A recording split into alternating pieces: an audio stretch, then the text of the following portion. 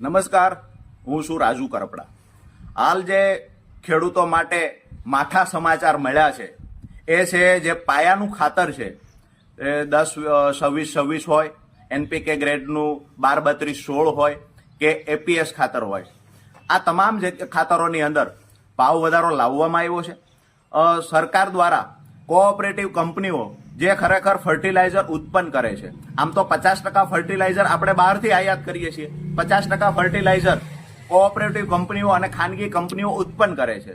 સરકાર 0% ફર્ટિલાઇઝર ગુજરાતમાં ઉત્પન્ન કરે છે.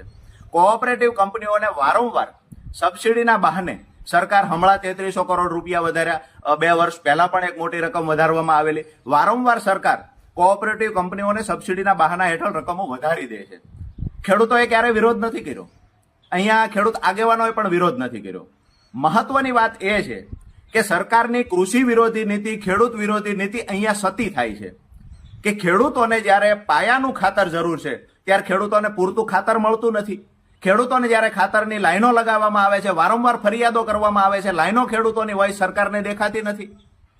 મહત્વની વાત એ છે કે ચાલુ વર્ષે બાપડો ખેડૂત ચોમાસુ પાક લેવામાં સદંતર નિષ્ફળ ગયો છે. અતિવૃષ્ટિ અને કમોસમી વરસાદના કારણે ખેડૂતોને ચોમાસુ પાક લઈ શક્યો નથી. સરકારે સહાય કરવાની હતી,